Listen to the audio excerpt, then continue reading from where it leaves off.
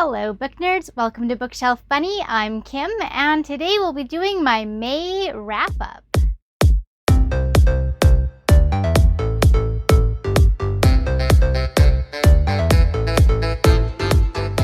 So in honor of Free Comic Book Day, which takes place on the first Saturday of the month in May, as well as May the 4th, I decided to spend this month primarily focusing on graphic novels and comics, basically all things nerdy.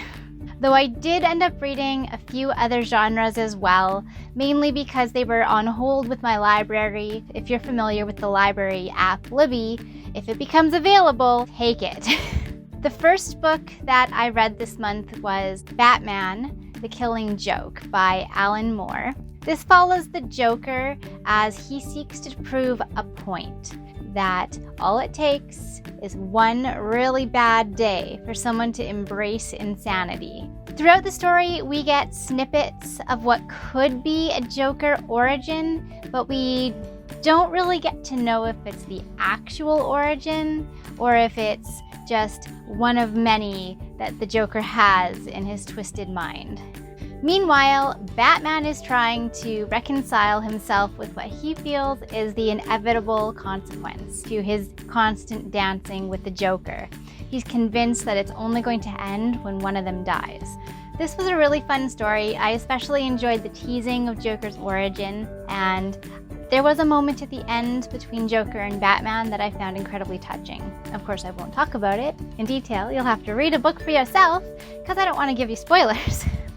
So I gave this one a 5 out of 5.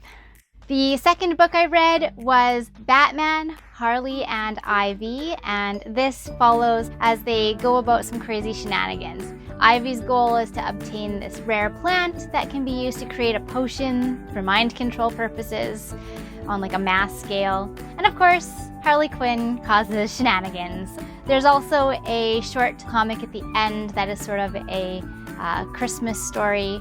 It's really sweet. Overall, we see Ivy as the brains of the operation in all of these adventures, and Harley Quinn and her shenanigans throwing things off the rails. I love Harley Quinn. I give this one a 5 out of 5 as well. The third book I read was Creepshow by Stephen King, and this is an anthology comic. Each story is hosted by a character called The Creep. If you're familiar with Tales from the Crypt, this really feels like Tales from the Crypt, although I believe Creepshow came first. I think there's a difference of 1982 versus 1989.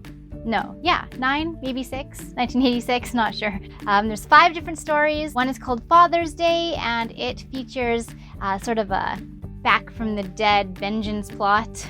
The next one is The Lonesome Death of Jordy Verrill, which is kind of a don't mess with things from outer space story.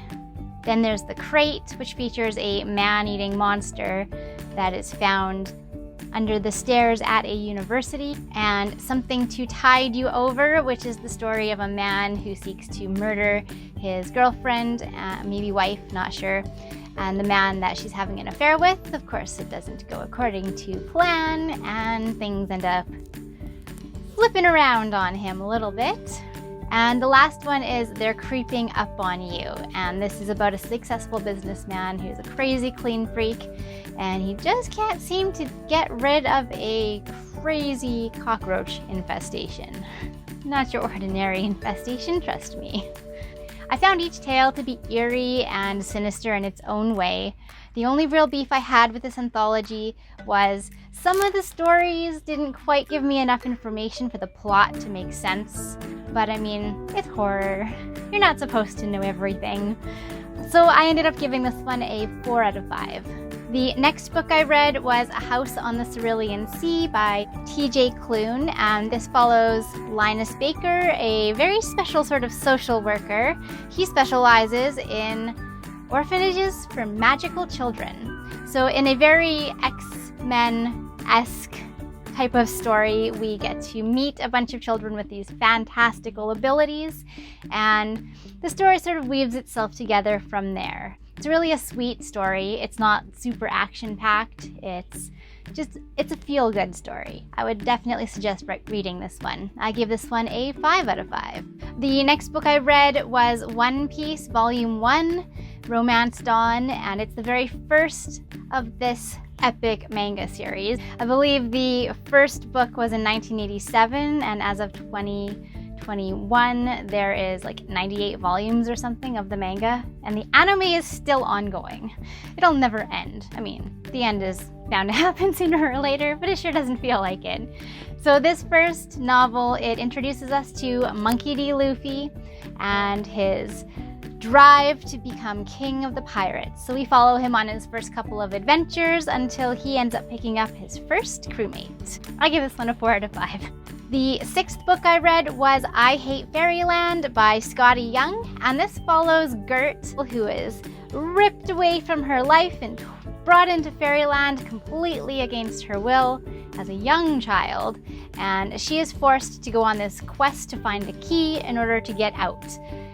30 years later, Gert's still looking, and she's got a serious chip on her shoulder because of this adventure. So with her trusty double-edged axe and a serious anger issue, she has no problems with violence and telling the denizens of Fairyland who get in her way what murder's all about. Gert is absolutely hilarious, and the twisted, dark take on Fairyland I love it so much. It's to die for. So I give this one a 5 out of 5. It is one of my favorite graphic novel series. The seventh book I read was Monstrous Volume 1 by Marjorie's M. Liu, and this follows Meika. I'm not sure if I'm pronouncing that right. Meika? I'm going to say Meika, half-wolf, and she is a arcanic who is a creature in this epic, beautiful fantasy world where she has the bloodline of one of the first arcanics, and arcanics are half-breeds between ancients, this like immortal, almost godlike race of magical beings who are take the form of an animal, and humans. So she has to find the mysteries of her past while also trying to understand why there's a literal monster living inside her. And there were definite themes of prejudice as well as diversity, and this is a really epic story. And this is only volume 1, and it was a huge book, so I'm really excited. This is one I'm probably going to try to find the rest of and continue reading. I give this one a 5 out of 5.